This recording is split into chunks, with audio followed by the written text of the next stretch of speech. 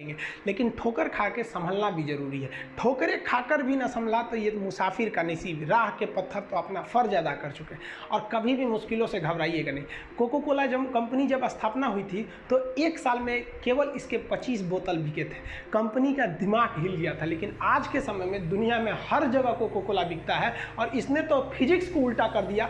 लोग कहते हैं ठंडा मतलब तो कोको कोला। भाई साहब, ठंडा मतलब वो होता है जिसका टेम्परेचर कम हो। लेकिन इतना भी कहा कि इसके आगे लोग भूल गए कि ठंडा मतलब कोको कोला नहीं होता है। ठंडा मतलब वह चीज जिसका टेम्परेचर कम है। इसलिए परेशानियों से कभी मत घबराइएगा। आगे बढ़ने के लिए तकलीफ का होना जरूरी है, क्योंकि छांव आते ही इंसान के कदम रुक जाते हैं और धूप में कभी कदम नहीं रुकते हैं। ज़रूरी नहीं कि हर चीज़ आपको किताबें और यूनिवर्सिटी में ही पढ़ाया जाएगा। बहुत से चीज़ें हैं जो आपकी खाली पेट और खाली जेब सिखाएगी, जो आपको कोई टीचर नहीं सिखाएगा। कहते हैं जरा सी छेद क्या हो गई मेरे जेब में, सिक्कों से ज़्यादा तो मेरे रिश्तेदार गिर गए। लाइफ में सबका स्ट्रगल होता है। हम लोग के भी लाइफ में बहुत तकलीफें आई थी। ज़िंदगी में इतने तकलीफ देखे कि अब अगर तकलीफ नहीं होता है तो तकलीफ होता है। ज़िंदगी ने उस मुकाम पर लाकर छोड़ा है जहाँ पसंद तो बहुत कुछ है लेकिन चाहिए कुछ भी नहीं।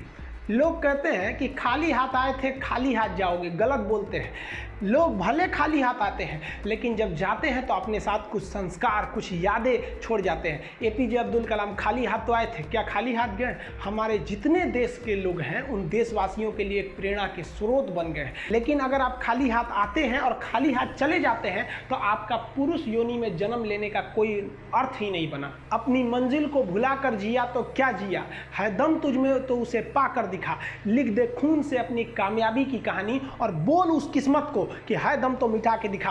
इसलिए कभी किस्मत को मत कोसिएगा, अपने हौसले से अपनी कहानी लिखिएगा। पसीने की स्याही से जो लिखते हैं अपने हौसले के इरादे, उनके मुकद्दर के पन्ने कभी कोरे नहीं होते। देखिए, शिक्षक और सड़क ऐसी चीज है जो खुद तो अपने जगह पे